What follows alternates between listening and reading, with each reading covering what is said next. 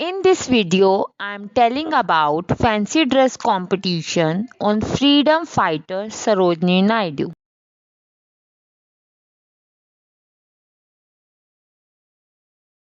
I am not ready to die because it requires infinitely greater courage to live. Yes, you are right.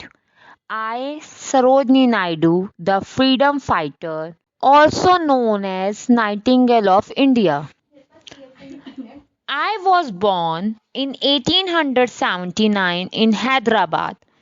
In 1916, I took inspiration from Gandhiji and decided to actively participate in upliftment and equality of women in society. I became the first Indian woman president of the National Congress and first Indian governor of an Indian state.